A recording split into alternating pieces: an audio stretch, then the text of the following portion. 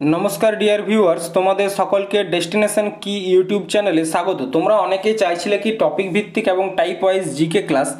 तो आजकेर क्लासे देखो भारतेर संविधानेर भाग 1, 2, 3 तार साथे भाग 4 एवं आमादेर जे प्रस्तावना सेई प्रस्तावनाके निয়েও आलोचना करा होबे। ठीक आछे, तो देखो प्रथमेই যে প্রশ্নটা আছে খুব একটা গুরুত্বপূর্ণ প্রশ্ন, সেটা হচ্ছে কি রাষ্ট্রীয় নীতির নির্দেশমূলক নীতি কোথা থেকে গৃহীত হয়েছে।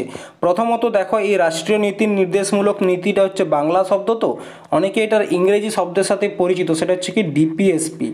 ডিপিএসপি বলতে কি directive principle of state policy. এই যে ভাগটা এটা হচ্ছে কি আমাদের সংবিধানের ভাগ 4।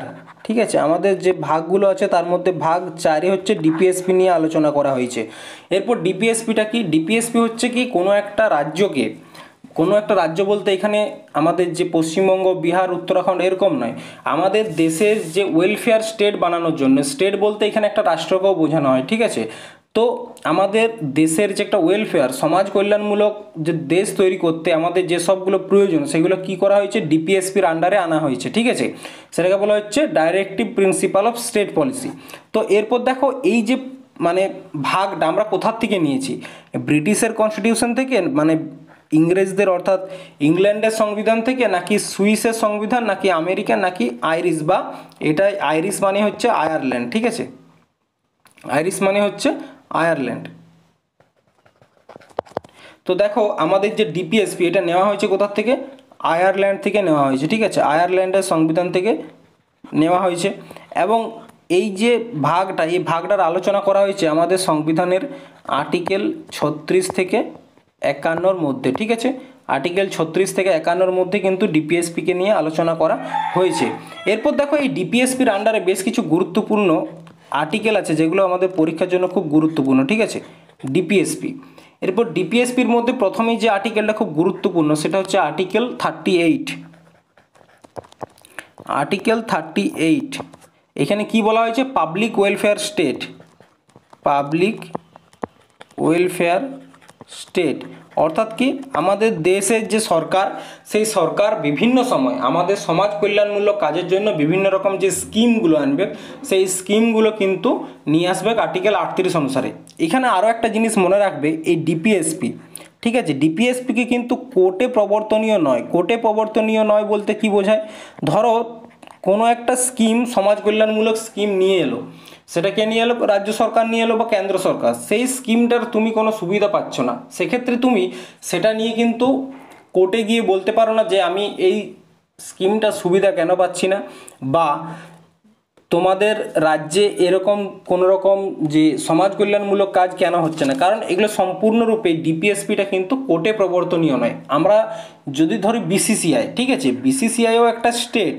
ঠিক আছে, বিসিসিআই নিজের মধ্যে একটা স্টেট, বিসিসিআইয়ের কোনো রুলস রেগুলেশনকে নিয়ে কোর্টে যাওয়া সম্ভব নয়, কারণ কি বিসিসিআই তার একটা নিজস্বতা আছে, নিজস্ব একটা স্টেট, সে তার স্টেটকে চালনা করার জন্য যে কোনো রকম মানে নিয়ম কানুন আনতে পারে, যেরকম স্কিম কিন্তু তারা আনতে পারে, এবং সেগুলো নিয়ে কোনো রকম যে কোর্টে প্রবর্তনীয় কিন্তু নয় ডিপিএসপি। ঠিক আছে, খুব গুরুত্বপূর্ণ একটা তথ্য ডিপিএসপিকে নিয়ে, সেটা হচ্ছে কি ডিপিএসপি কোর্টে প্রবর্তনীয় নয়।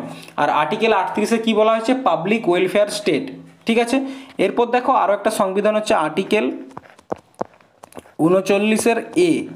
দেখো যেখানে এরকম বড় হাতের এ থাকবে তার মানে এটা বুঝে নেবে যে এটা মানে এটা মূল সংবিধানে ছিল না, পরবর্তী ক্ষেত্রে সংবিধান সংশোধনের মাধ্যমে যুক্ত করা হয়েছে। ঠিক আছে, আর্টিকেল 39 এ হচ্ছে ফ্রি লিগ্যাল এড। ঠিক আছে, ফ্রি লিগ্যাল এডটা কি, ফ্রি লিগ্যাল এড হচ্ছে মানে বিনামূল্যে যে আইনি সহায়তা সেটা দেওয়া হবে কোথায়, আর্টিকেল 39 অনুসারে। দেখো তোমাদেরকে যেটা বললাম যে বড় হাতের এ মানে কি, এটা সংবিধান সংশোধনের মধ্যে যুক্ত করা হয়েছে। তো এটা হচ্ছে 42তম যে সংবিধান সংশোধন 1976 সালের, 1976-এর যে 42তম সংবিধান সংশোধন, সেই সংবিধান সংশোধনের মাধ্যমেই আর্টিকেল 39 যুক্ত করা হয়েছে। এবং এই ডিপিএসপির আন্ডারে আর্টিকেল 40-এ কী নিয়ে আলোচনা করা হয়েছে, গ্রাম পঞ্চায়েত। এটাও খুব গুরুত্বপূর্ণ। ঠিক আছে, গ্রাম পঞ্চায়েত কোথায় আলোচনা করা হয়েছে, আর্টিকেল 40। এরপর আর্টিকেল 40-এর পর হচ্ছে আর্টিকেল 44, আর্টিকেল 44। আর্টিকেল 44-এ কিসের নিয়ে আলোচনা করা হয়েছে? ইউনিফর্ম সিভিল কোড, সমান ন্যায় সংহিতা। ইউনিফর্ম সিভিল কোড কি? দেখো আমাদের যে ভারতবর্ষের বিভিন্ন যে ধর্মগুলো আছে সে ধর্মগুলোর মধ্যে কিছু কিছু নিয়ম আছে, সেগুলো ধর্মকেন্দ্রিক। যেমন হিন্দুদের যে বিবাহের যে নিয়ম, বা মুসলিমদের বিবাহের নিয়ম, খ্রিস্টানদের যে বিবাহের নিয়ম, সেগুলো হচ্ছে বিভিন্ন রকম আলাদা। তো এই ইউসিসির মধ্যে কি করা হয় যে প্রত্যেকের যে বিবাহ এবং মৃত্যু তাদের যে নিয়ম কানুনগুলো সেগুলো কি করা হয়? ইউনিফর্ম, অর্থাৎ একই রকম করা হয়। সেটা কোথায় করা হয়েছে? আর্টিকেল 44-এর মাধ্যমে ইউনিফর্ম সিভিল কোড। দেখো ইউনিফর্ম সিভিল কোড আর্টিকেল 44-এর মধ্যে আছে। এটা কিন্তু কেন্দ্র সরকার কোনো মানে এটা কিন্তু ডিপিএসপির আন্ডারে আসছে যেহেতু, তাই কোনো রাজ্য এটাকে প্রবর্তন করতেও পারে, কোনো রাজ্য প্রবর্তন নাও করতে পারে। এখনও পর্যন্ত ভারতবর্ষের মাত্র দুটি রাজ্যে, গোয়া এবং উত্তরাখণ্ড, ঠিক আছে, গোয়া এবং উত্তরাখণ্ড, এই দুটি রাজ্যে কিন্তু ইউসিসি বা ইউনিফর্ম সিভিল কোডের যে প্রবর্তন করা হয়েছে। এরপর দেখো আরও একটা সংবিধান সেটা আর্টিকেল, সেটা হচ্ছে আর্টিকেল 43-এর এ। আর্টিকেল 43-এর এতে কী বলা হয়েছে? কোঅপারেটিভ কমিটির স্থাপনা, কোঅপারেটিভ কমিটির স্থাপনা, ঠিক আছে। এই আর্টিকেলগুলো খুব গুরুত্বপূর্ণ, কোঅপারেটিভ কমিটির স্থাপনা। এবং আর্টিকেল 51, আর্টিকেল 51 36 থেকে 51 বলেছিলাম। আর্টিকেল 51-এ কী বলা হয়েছে? ভারতের নিজস্ব ফরেন পলিসি থাকবে, ঠিক আছে, ভারতের নিজস্ব বিদেশ নীতি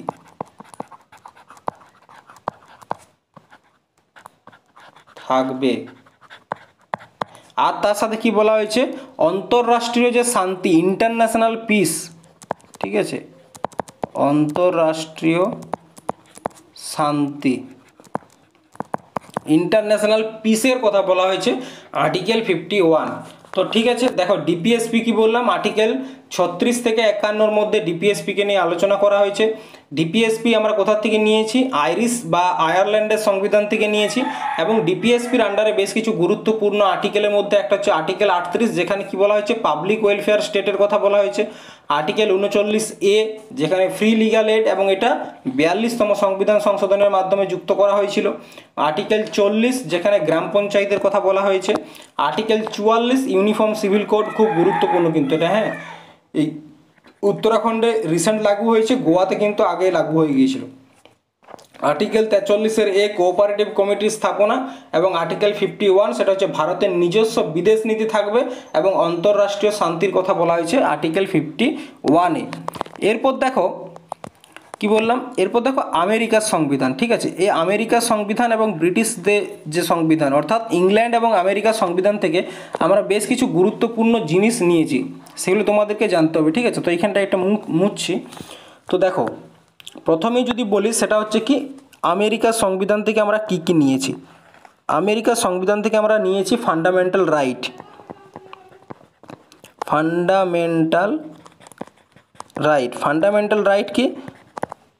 আমাদের যে মৌলিক যে অধিকারগুলো আছে, সেই মৌলিক অধিকারের যে প্রসেসটা বা কী কী মৌলিক অধিকার আমরা পেতে পারি, সেটা আমরা কোথা থেকে নিয়েছি? আমেরিকার সংবিধান থেকে।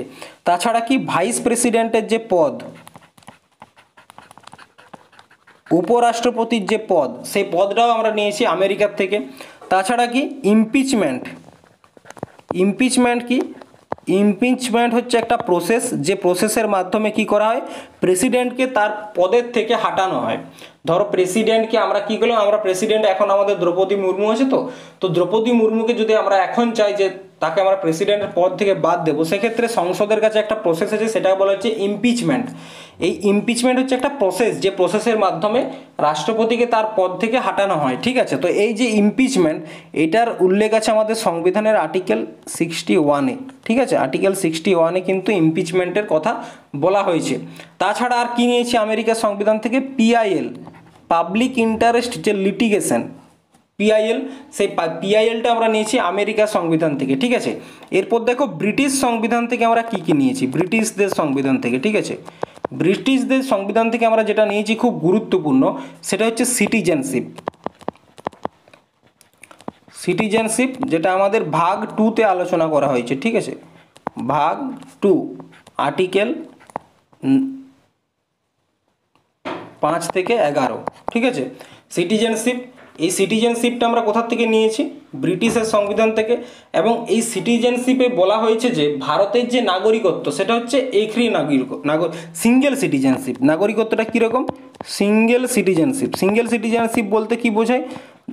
আমাদের সিটিজেনশিপটা এরকম যে আমাদের কোনো রাজ্যের সিটিজেনশিপ নেই, আমরা সবাই ভারতের নাগরিক।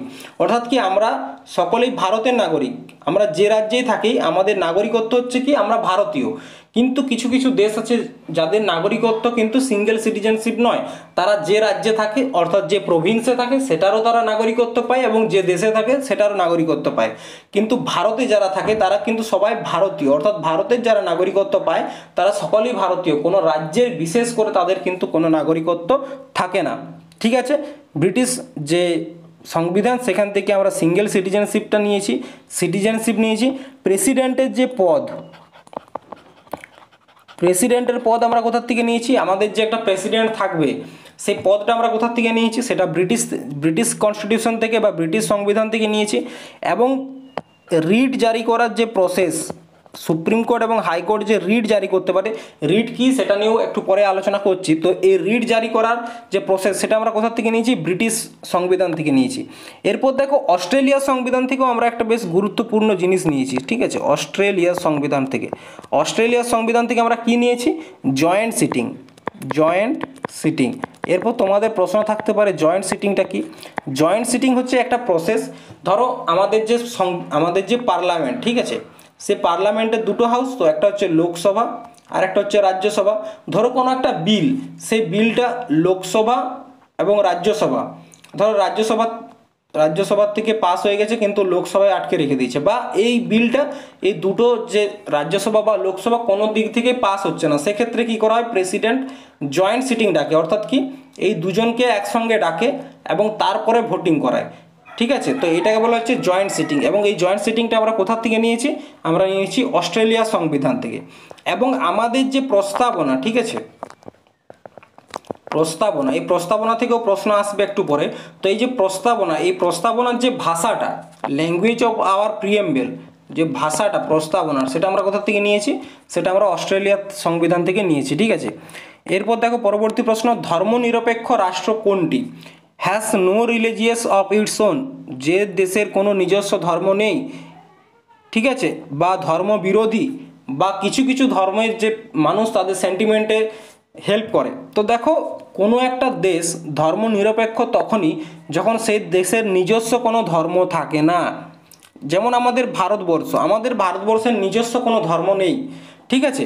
আমাদের কাছে প্রত্যেকটা ধর্মই সমান, আমাদের দেশের সংবিধানের কাছে প্রত্যেকটা ধর্মই সমান, তাই আমাদের দেশ হচ্ছে ধর্মনিরপেক্ষ, ঠিক আছে। ধর্মনিরপেক্ষ মানে যে দেশের নিজস্ব কোনো ধর্ম নেই।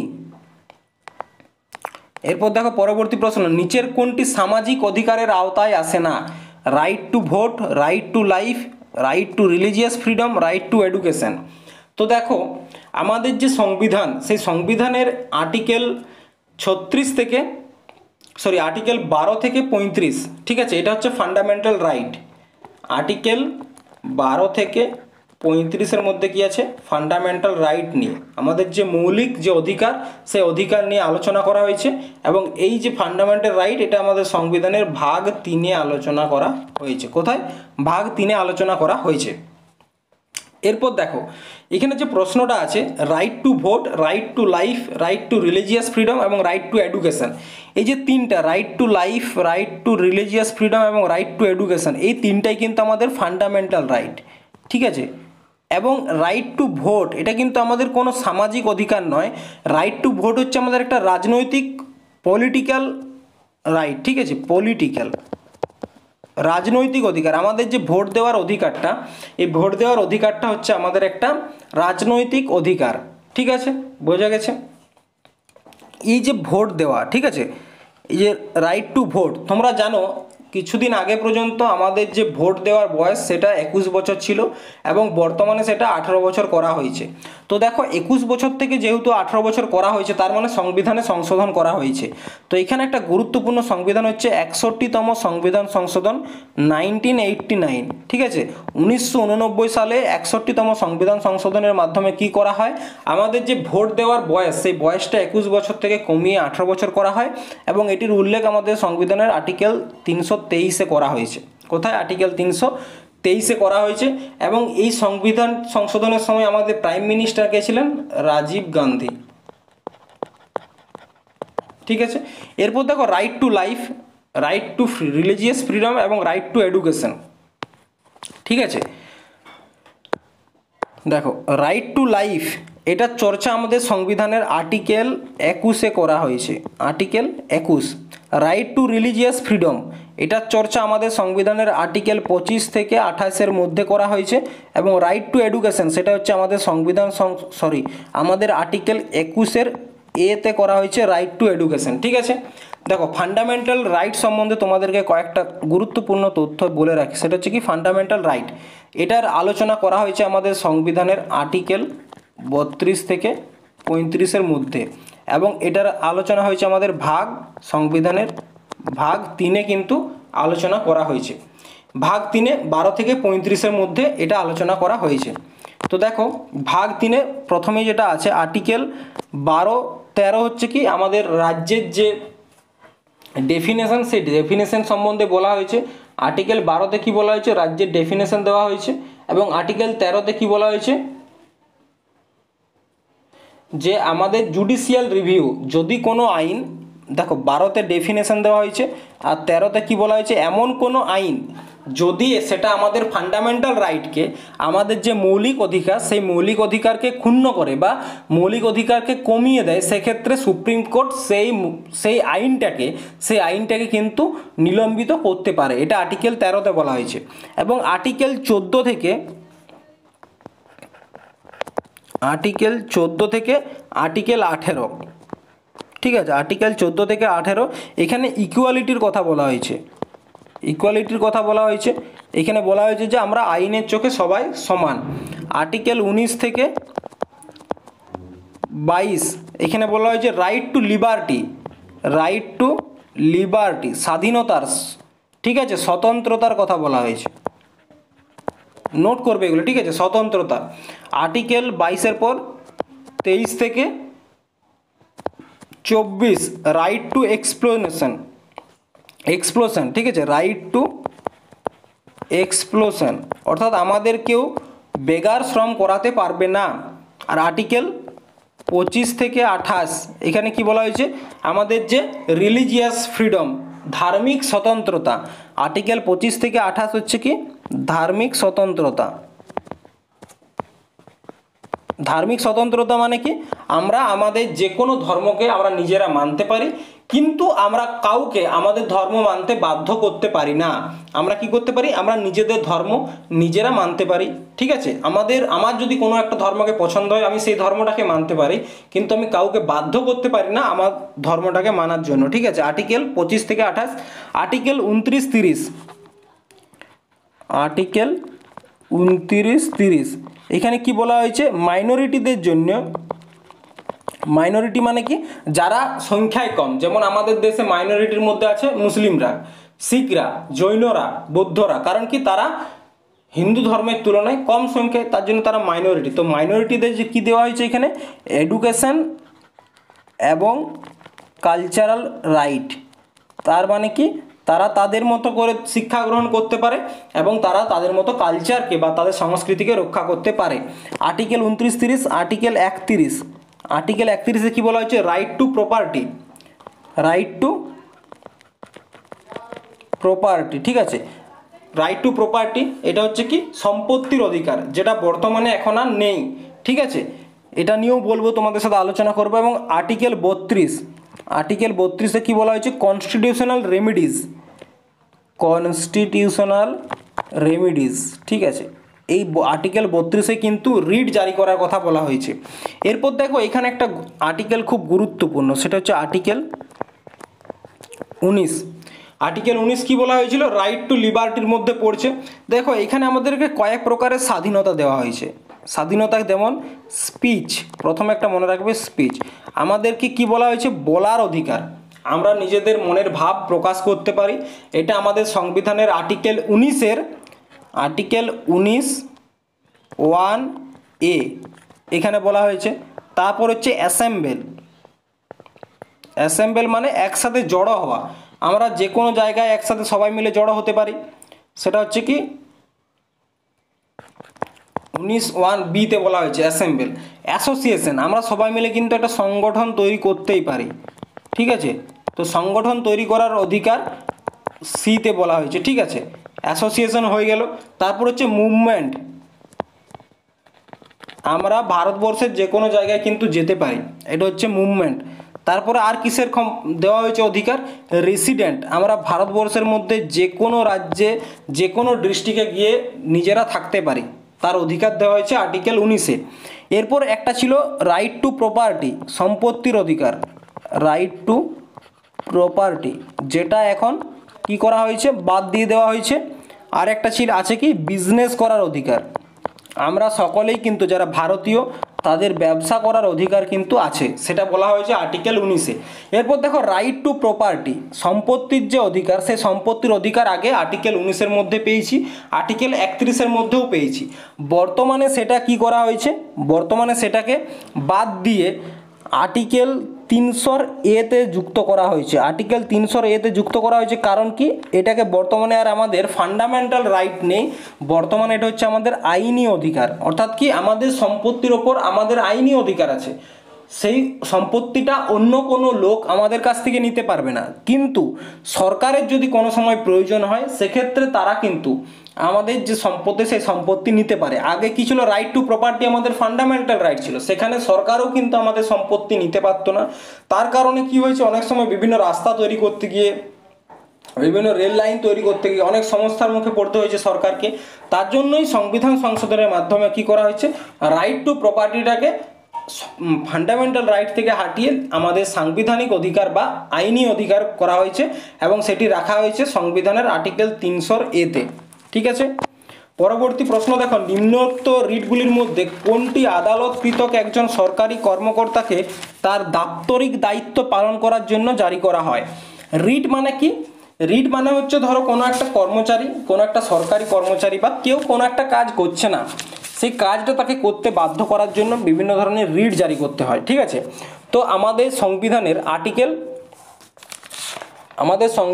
আর্টিকেল 32 অনুসারে, ঠিক আছে, আমাদের সংবিধানের আর্টিকেল 32, ঠিক আছে, কত নাম্বার আর্টিকেল 32, আর্টিকেল 32 অনুসারে সুপ্রিম কোর্ট, ঠিক আছে, সুপ্রিম কোর্ট 5 ধরনের রিট জারি করতে পারে। এবং আর্টিকেল, ঠিক আছে, আর্টিকেল 226 অনুসারে হাইকোর্ট 6 ধরনের রিট জারি করতে পারে। তাহলে কি, হাইকোর্ট 6 ধরনের এবং সুপ্রিম কোর্ট 5 ধরনের রিট জারি করতে পারে। সুপ্রিম কোর্ট রিট জারি করে কখন, আর্টিকেল 32 অনুসারে। আর্টিকেল 32 অনুসারে কে রিট জারি করে, সুপ্রিম কোর্ট। সুপ্রিম কোর্ট ক ধরনের, 5 ধরনের। 5 ধরনের কি কি, দেখো এখানে 4টে দেওয়াই আছে, প্রহিবিশন, ম্যান্ডামাস, কোয়ারেন্টো, হাবিয়াস কর্পাস, আর একটা হচ্ছে উৎপ্রেষণ। তো দেখো এই প্রত্যেকটা যে রিট, সেই রিট নিয়ে আলোচনা করব। প্রথমেই দেখো যেটা আছে সেটা হচ্ছে হাবিয়াস কর্পাস। কি আছে, হাবিয়াস কর্পাস।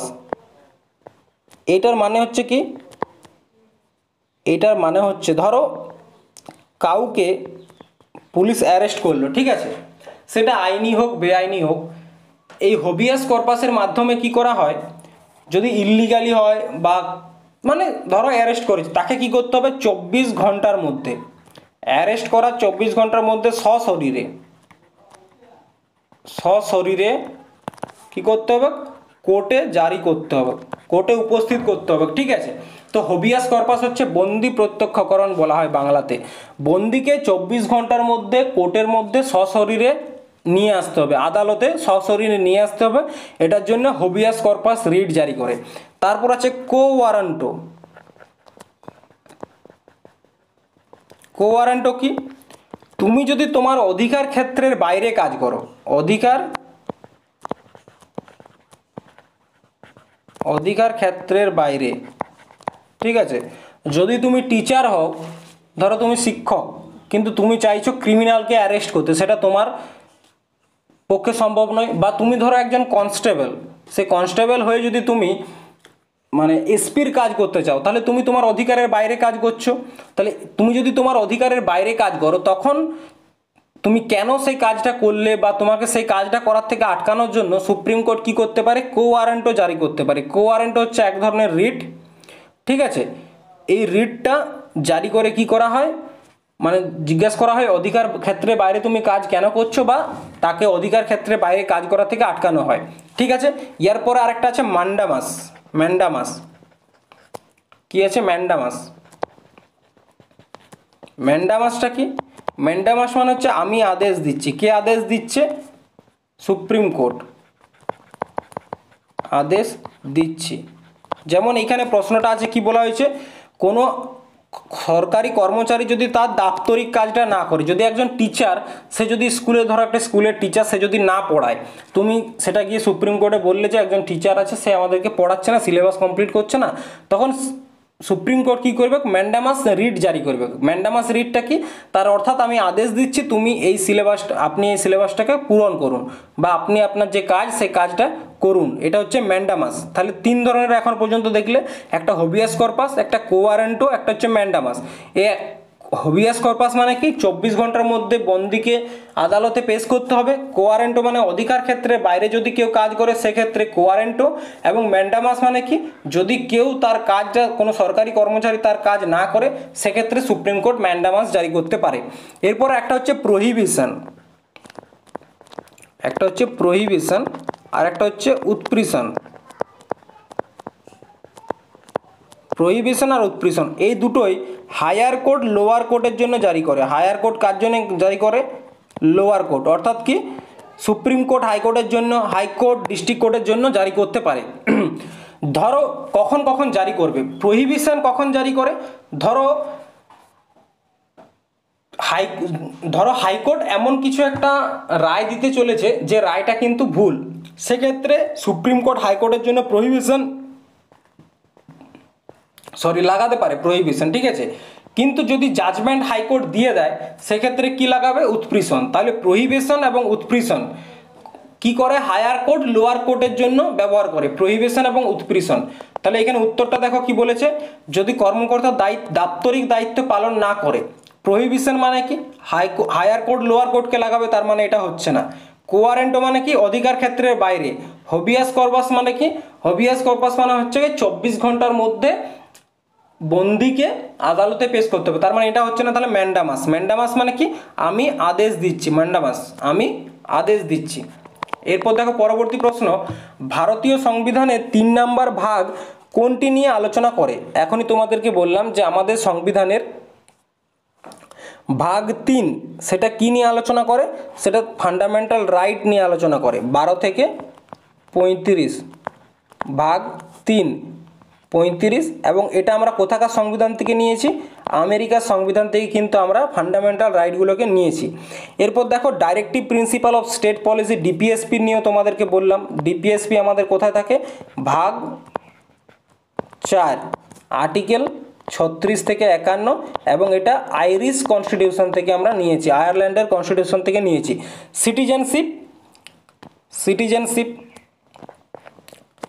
সিটিজেনশিপ আমরা কোথায় আছে? আমাদের সংবিধানের ভাগ 2-এ সিটিজেনশিপ নিয়ে আলোচনা করা হয়েছে, এবং ভাগ 2-এর আর্টিকেল 5 থেকে 11 তার মধ্যে আলোচনা করা হয়েছে।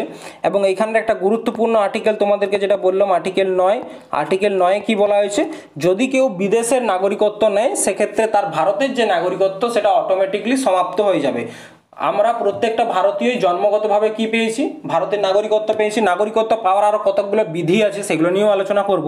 তো দেখো আর্টিকেল 9 অনুসারে বলা হয়েছে, আমাদের যে নাগরিকত্ব, আমরা যদি কোনো বিদেশে গিয়ে সেই দেশের নাগরিকত্ব নিই, তাহলে অটোমেটিকলি আর্টিকেল 9 অনুসারে আমাদের নাগরিকত্ব সমাপ্ত হয়ে যাবে, ঠিক আছে। এটা হচ্ছে আমাদের ভাগ 2-এর সিটিজেনশিপ, এবং সিটিজেনশিপে বলা হয়েছে। এরপর দেখো এখানে একটা রয়েছে ফান্ডামেন্টাল ডিউটি, এখানে অ্যান্সার হচ্ছে ফান্ডামেন্টাল রাইট, ঠিক আছে।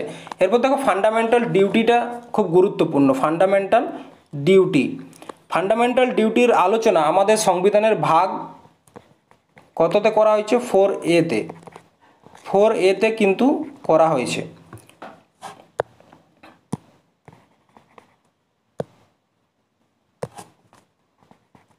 ফোর এতে করা হয়েছে। এবং আমাদের যদি বলা হয় আর্টিকেল কত, আর্টিকেল হচ্ছে 51A। এরপর তোমরা এখানে একটা জিনিস দেখতে পাচ্ছ যে সবগুলোতে কিন্তু এ লেখা রয়েছে, তার মানে কি সংবিধান সংশোধনের মাধ্যমে এটাকে যুক্ত করা হয়েছে। এই ফান্ডামেন্টাল ডিউটিটাকে আমাদের সংবিধানের 42তম যে সংবিধান সংশোধন 1976 তার মাধ্যমে কিন্তু যুক্ত করা হয়েছিল। এই ফান্ডামেন্টাল ডিউটি বা মৌলিক কর্তব্যকে যুক্ত করার জন্য একটা সমিতির সিফারিশ নেওয়া হয়েছিল, সেটা হচ্ছে কি সর্দার সোয়ার্ন সিং সমিতি। কি সমিতি? সর্দার সোয়ার্ন সিং সমিতি। এই সমিতির সিফারিশে কিন্তু আর্টিকেল 51A বা ভাগ 4A কিন্তু যুক্ত করা হয়েছে। এবং এই ফান্ডামেন্টাল ডিউটির যে কি কি ডিউটি হতে পারে বা ফান্ডামেন্টাল ডিউটি কি, এটা আমরা কোথা থেকে নিয়েছি? USSR বা রাশিয়া থেকে নিয়েছি। কোথা থেকে? রাশিয়ার সংবিধান বা USSR এর সংবিধান থেকে নিয়েছি। আমাদের যে মূল সংবিধান মানে প্রথমবার যখন সংবিধান সংশোধনের মাধ্যমে ফান্ডামেন্টাল ডিউটিকে যুক্ত করা হয় তখন আমাদের টোটাল 10টা ফান্ডামেন্টাল ডিউটি ছিল। এবং পরবর্তী ক্ষেত্রে 86তম সংবিধান সংশোধন 2002, এই 86তম সংবিধান সংশোধন 2002-এর মধ্যে আরও একটা ফান্ডামেন্টাল ডিউটি যুক্ত করা হয়েছে। ঠিক আছে, পরবর্তী প্রশ্ন দেখো, ভারতের সংবিধানের প্রস্তাবনা প্রদান করে liberty of thought, expression, belief, faith and dash. অর্থাৎ কি আমাদের যে সংবিধান সেটা কিসের লিবার্টি দেয়? Liberty of thought, expression, belief, faith and dash. Opportunity নাকি এডুকেশন নাকি পার্টিসিপেশন নাকি ওরশিপ? তো দেখো তার জন্য তোমাদেরকে যেটা প্রথমেই করতে হবে সেটা হচ্ছে আমাদের প্রিএমবেলটাকে খুব ভালোভাবে পড়তে হবে। প্রথমে দেখো কি বলেছে, we the people of India having solemnly resolved to constitute India into a sovereign socialist secular democratic Republic and to secure to all it's citizen justice. দেখো প্রথমে বলা হয়েছে কি জাস্টিস কয় প্রকারের বলা হয়েছে এখানে? সোশ্যাল জাস্টিস, ইকোনমিক্যাল জাস্টিস এবং পলিটিক্যাল জাস্টিস। লিবার্টি, দেখো যেটা প্রশ্ন আছে liberty of thought, expression, belief, faith and worship. তাহলে ক ধরনের লিবার্টির কথা বলা হয়েছে? লিবার্টি হচ্ছে তোমার 5 ধরনের। কি কি? Thought, expression, belief, faith and worship. ইকুয়ালিটির কথা বলা হয়েছে। দেখো ইকুয়ালিটির কথা বলা হয়েছে, ইকুয়ালিটি অফ স্ট্যাটাস, দেখো equality of status and opportunity and to promote এবং দেম অল। তাহলে কিসের বলা হয়েছে? স্ট্যাটাস এবং অপরচুনিটি। ইকুয়ালিটি কিসের? স্ট্যাটাস এবং অপরচুনিটির। Fraternity assuring the dignity of individual and the unity and integrity of the nation in our constitutional assembly this 20 of November 1949। কবকে আমরা সংবিধান গৃহীত করেছি? 26 নভেম্বর 1949। সেদিন কি করেছি? Do here by adopt, enact and give to ourselves this constitution. তো দেখো এখান থেকে আশা করি তোমরা কিছুই বুঝতে পারোনি। তো প্রথমে দেখো প্রিএমবেল থেকে গুরুত্বপূর্ণ কয়েকটা তথ্য। প্রিএমবেল কি? 13ই ডিসেম্বর, মনে রাখবে 13ই ডিসেম্বর 1946। ঠিক আছে, 1946 কি করেছিল? জওহরলাল নেহরু একটা প্রস্তাব পেশ করেছিল যেটাকে বলা হচ্ছে উদ্দেশ্য প্রস্তাব। ঠিক আছে, তাহলে 13ই ডিসেম্বর 1946 সংবিধান সভায় পণ্ডিত জওহরলাল নেহরু তিনি কি করেছিলেন? একটা প্রস্তাব পেশ করেছিলেন যেটাকে বলা হচ্ছে উদ্দেশ্য প্রস্তাব। এবং এই প্রস্তাবটি 22শে জানুয়ারি, 22শে জানুয়ারি 1947 কি করা হয়?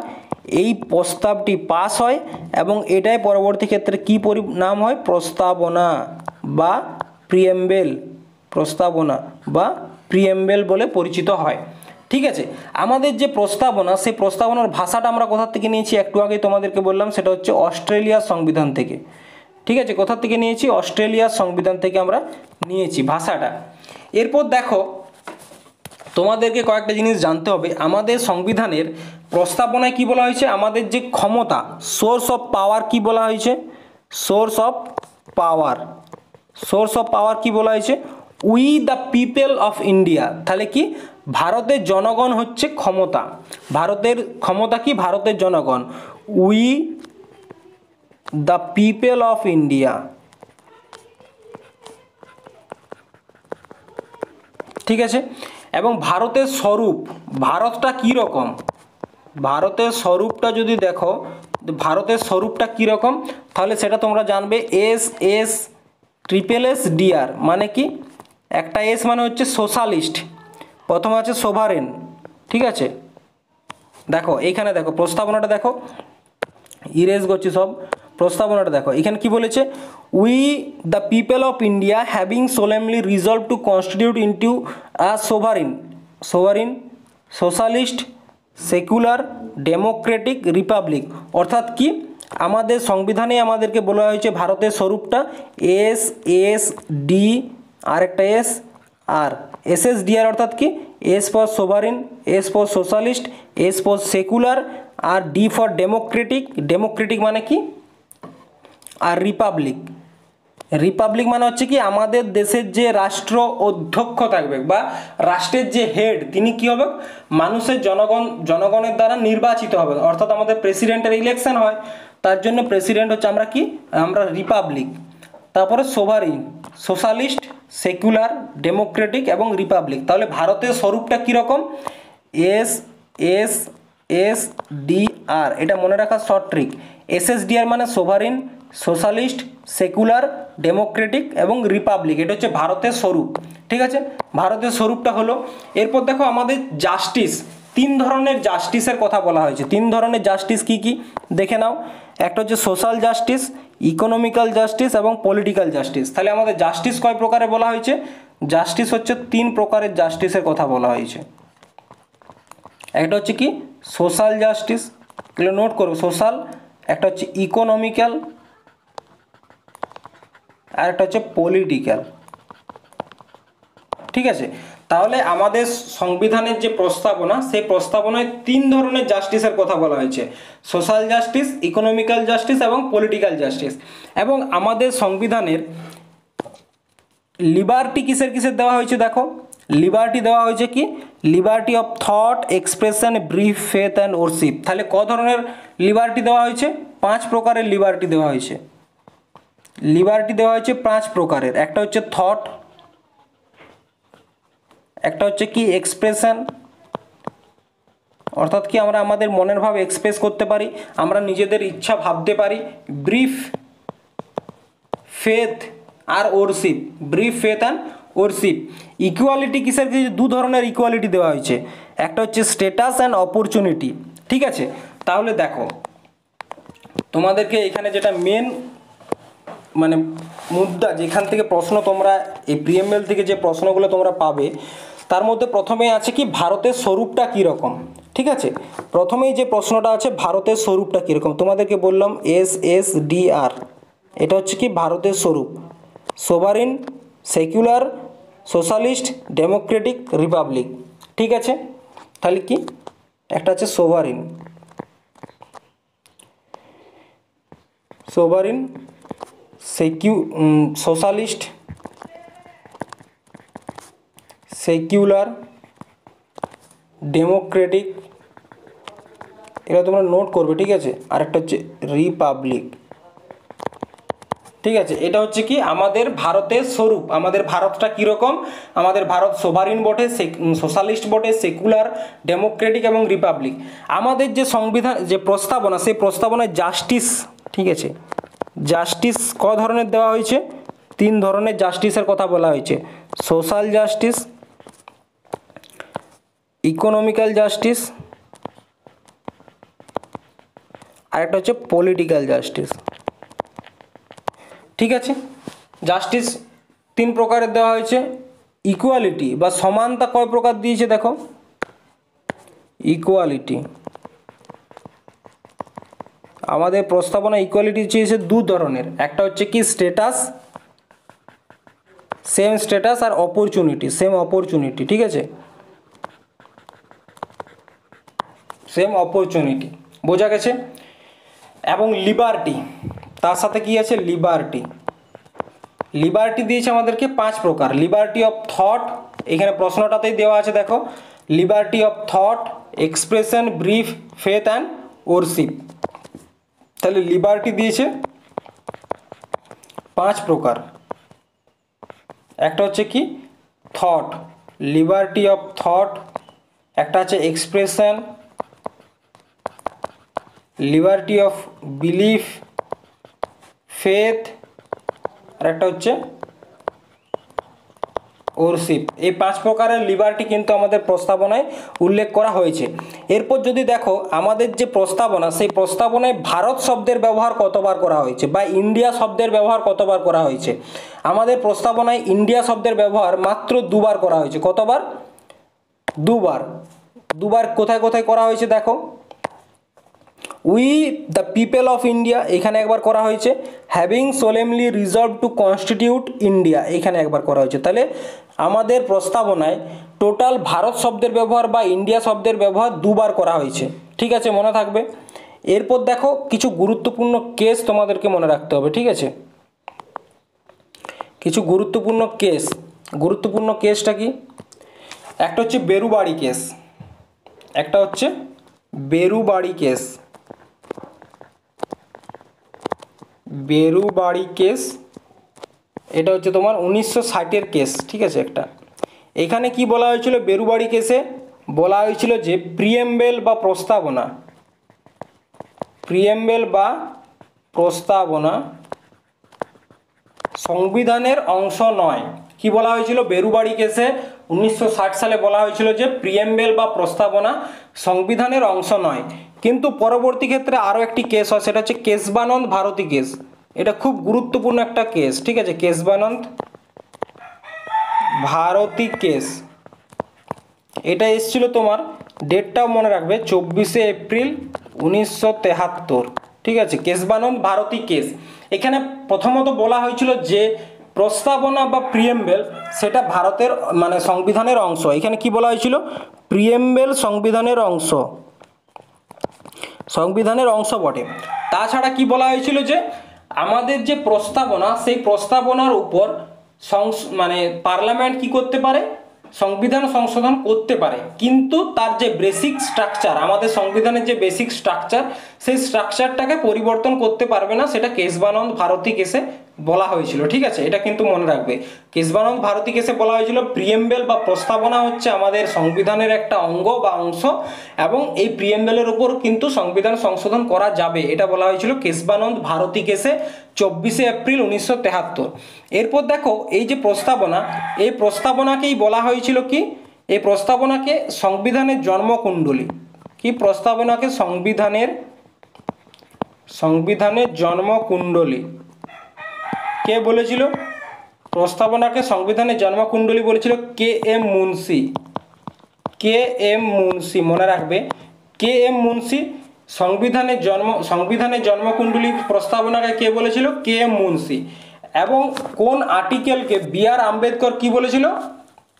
কোন আর্টিকেলকে বি আর আম্বেদকর সংবিধানের আত্মা বলেছিল সেটা তোমরা কমেন্ট বক্সে জানাবে, ঠিক আছে। এরপর দেখো সমতার অধিকার, সমতার অধিকারের অধীনে কয়টি অধিকারের কথা বলা হয়েছে, অর্থাৎ রাইট টু ইকুয়ালিটির মধ্যে ক ধরনের অধিকারের কথা বলা হয়েছে, 3, 5, 4 নাকি 6? তো মনে রাখবে যে সমতার অধিকার তার আলোচনা করা হয়েছে আমাদের সংবিধানের আর্টিকেল 14 থেকে 18, আর্টিকেল 14 থেকে 18-র মধ্যে কি করা হয়েছে যে রাইট টু ইকুয়ালিটি বা সমতার যে অধিকার সেই বিষয়ে বলা হয়েছে। এখানে টোটাল 4 ধরনের সমতার কথা বলা হয়েছে। একটা হচ্ছে কি, একটা হচ্ছে আইনের চোখে সবাই সমান, ঠিক আছে, বা equal in matters of public employment, অর্থাৎ সরকারি চাকরির ক্ষেত্রে সবাইকে সমান অধিকার।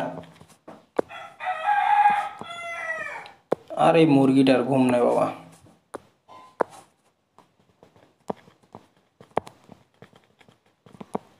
সরকারি চাকরির ক্ষেত্রে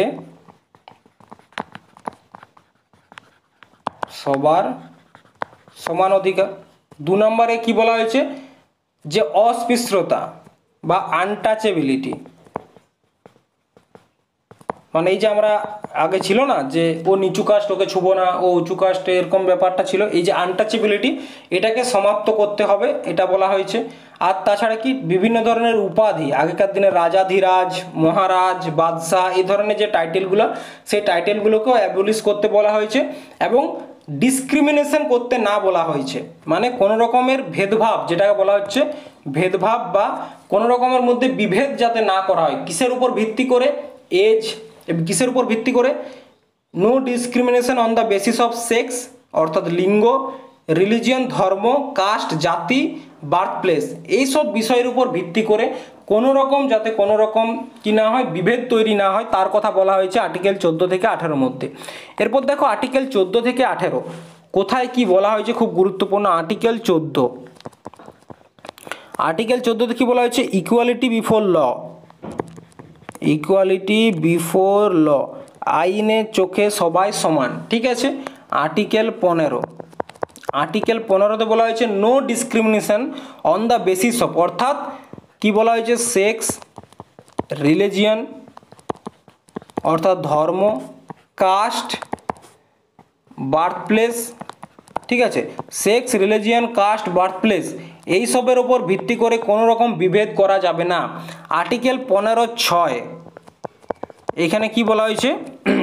আর্টিকেল 15(6) এটা 103তম সংবিধান সংশোধনের মাধ্যমে যুক্ত করা হয়েছে 2019-এ। বলা হয়েছে যে ইডাব্লিউএসদের জন্য একটা অপরচুনিটি, রিজার্ভেশন, অর্থাৎ ইকোনমিক্যাল উইকার যে সেকশন আছে ইডাব্লিউএস, তাদের জন্য কি 10% রিজার্ভেশন দেওয়া হয় আর্টিকেল 15(6) অনুসারে। আর্টিকেল 15, 14, 15, আর্টিকেল 16, আর্টিকেল 16তে কি বলা হয়েছে দেখো, আর্টিকেল 16তে বলা হয়েছে যে পাবলিক এমপ্লয়মেন্টের ক্ষেত্রে, সরকারি চাকরির ক্ষেত্রে, পাবলিক এমপ্লয়মেন্টের ক্ষেত্রে কি বলা হয়েছে? সকলকে সমান সুবিধা, ঠিক আছে, এটা হয়েছে আর্টিকেল 16। আর্টিকেল 17তে কি বলা হয়েছে দেখো, আর্টিকেল 17, আর্টিকেল 17তে বলা হয়েছে যে abolition of untouchability, abolition of untouchability, তার অর্থ কি? এই যে ছুয়াছুত, মানে এই যে ছোঁয়াছুঁয়ির যে ব্যাপারটা সেটা কিন্তু অ্যাবলিশ করে দিয়েছে বা বন্ধ করে দিয়েছে আর্টিকেল 17 অনুসারে সমানতা আনার জন্য। আর্টিকেল 18তে কি বলা হয়েছে? যে abolition of title, abolition of title কি আগেকার দিনে জানো বিভিন্ন লোক বিভিন্ন ধরনের যে উপাধি নিয়ে থাকতো, যেমন মুঘলরা বাদশাহ, কেউ রাজাধিরাজ, মহারাজ, এ ধরনের যে টাইটেল, সেই টাইটেলগুলো কি হয়েছে? অ্যাবলিশ করে দিয়েছে, বাদ দিয়ে দিয়েছে। কিন্তু দু ধরনের টাইটেল কিন্তু আমরা এখনও রাখতে পারি, সেটা হচ্ছে কি, একটা হচ্ছে আর্মির টাইটেল, ঠিক আছে, আর একটা হচ্ছে একাডেমিক্স, অর্থাৎ শিক্ষার ক্ষেত্রে আমরা যে টাইটেল যে উপাধিগুলো পাই সেগুলো ব্যবহার করতে পারি, এবং আর্মিতে যে উপাধিগুলো দেওয়া হয় যেমন লেফটেন্যান্ট, ক্যাপ্টেন, এই ধরনের যে উপাধি, সেই উপাধিগুলো কিন্তু এখনও ব্যবহার করা যায় আর্টিকেল 18 অনুসারে। এরপর দেখো মৌলিক কর্তব্য ভারতের সংবিধানের কোন অনুচ্ছেদে রয়েছে, এটা নিয়ে তোমাদেরকে একটু আগে আলোচনা করেছি। আর্টিকেল 51A, আর্টিকেল 51A ভাগ কত? ভাগ 4A। কোথার থেকে নেওয়া হয়েছে? ইউএসএসআর এর সংবিধান থেকে নেওয়া হয়েছে। কোন সমিতি? সর্দার সোহন সিং সমিতি। আর্টিকেল 72 খুব গুরুত্বপূর্ণ, এখানে প্রেসিডেন্টের পার্ডন পাওয়ার, প্রেসিডেন্টের পার্ডন পাওয়ার অর্থাৎ কি, আমাদের যে রাষ্ট্রপতি তার কাছে কিছু ক্ষমা করার অধিকার আছে। আমাদের যদি ফাঁসিও দেয় সুপ্রিম কোর্ট, সেক্ষেত্রে কিন্তু সেই ফাঁসির অর্ডারটার ওপরেও কিন্তু মানে ক্ষমা দেওয়ার ক্ষমতা কার কাছে আছে? প্রেসিডেন্টের কাছে, আর্টিকেল 32 অনুসারে, ঠিক আছে। Article 39A free legal add, একটু আগে বলেছি free legal add, legal add, ঠিক আছে। আর আর্টিকেল 44 এখানে কিসের কথা বলা হয়েছে? ইউসিসি, ইউনিফর্ম সিভিল কোডের কথা বলা হয়েছে। পরবর্তী প্রশ্ন দেখো কি বলা হয়েছে, ভারতীয় সংবিধানের প্রস্তাবনায় বর্ণিত ন্যায় বিচার কোন রূপে গৃহীত হয়েছে? পলিটিক্যাল জাস্টিস, ইকোনমিক্যাল জাস্টিস নাকি সোশ্যাল জাস্টিস? অর্থাৎ কি আমাদের যে প্রস্তাবনা, সেই প্রস্তাবনায় ক ধরনের জাস্টিসের কথা বলা হয়েছে?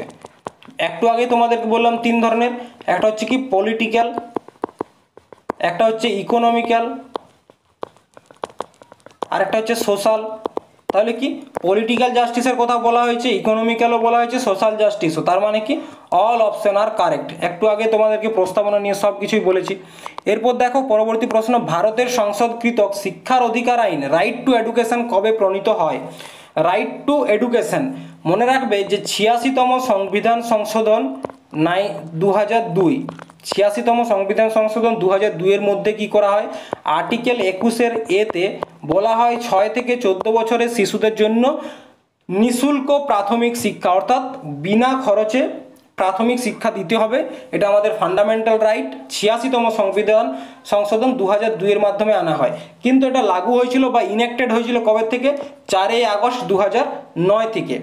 এবং রাইট টু ইনফরমেশন, আরেকটা জিনিস মনে রাখবে, রাইট টু ইনফরমেশন কোনো কিছু জানার অধিকার, রাইট টু ইনফরমেশন আরটিআই করার যে অধিকার, এটা আমাদের আর্টিকেল 19 দেওয়া হয়েছে এবং এটা 2005, ঠিক আছে, 2005 থেকে লাগু হয়েছে। রাইট টু ইনফরমেশন 2005 থেকে। তো দেখো আজকে যে প্রশ্নগুলো করা হয়েছিল সেই প্রশ্নগুলোতে মোটামুটি আমাদের যে সংবিধানের প্রস্তাবনা প্রিএমবেল, তার সাথে কি প্রিএমবেলের সাথে তোমার ভাগ এক থেকে যদিও প্রশ্ন করিনি, কারণ ভাগ একটা আগের দিন ক্লাসটা তোমাদেরকে করিয়েছিলাম, তাহলে তার জন্য ভাগ এক থেকে আজ প্রশ্ন নিইনি। তাহলে কোথার থেকে নিয়েছি? এক হচ্ছে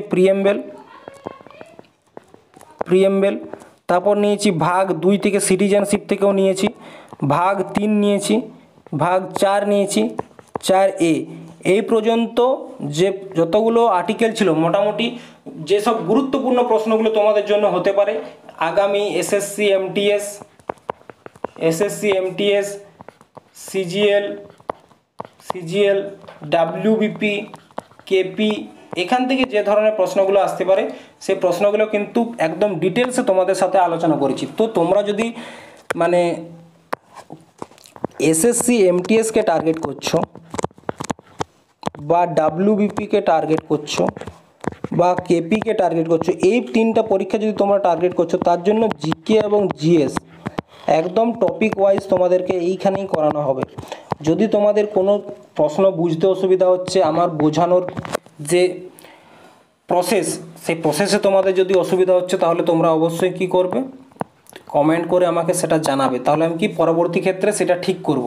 এবং তারপর তোমাদেরকে যেটা করতে হবে সেটা হচ্ছে আমাদের যে ডাব্লিউবিপি কেপির জন্য যে গ্রুপ আছে এবং ডেস্টিনেশন কি বলে যে হোয়াটসঅ্যাপ গ্রুপ ও টেলিগ্রাম চ্যানেল, ঠিক আছে, সেইখানে কি করতে হবে, তোমাদেরকে জয়েন হয়ে যেতে হবে। এই যে পিডিএফগুলো, এগুলো হ্যান্ড রিটেন নোট তোমরা পাবে। এখন আমার কাছে টাইপ করার যে সময়, সে টাইপ করার সময়টা নেই, তোমাদেরকে আমি অবশ্যই হ্যান্ড রিটেন নোট দেবো। সেটা যেন তোমাদেরকে কী করতে হবে, আমাদের টেলিগ্রাম চ্যানেল বা হোয়াটসঅ্যাপ গ্রুপে যুক্ত হবে এবং আমাদের চ্যানেলটাকে কী করবে, সাবস্ক্রাইব করবে, ঠিক আছে। এবং ক্লাসটা যদি তোমাদের ভালো লাগে তাহলে অবশ্যই তোমাদের বন্ধুদের সাথে শেয়ার করবে। থ্যাংক ইউ, ধন্যবাদ, জয় হিন্দ।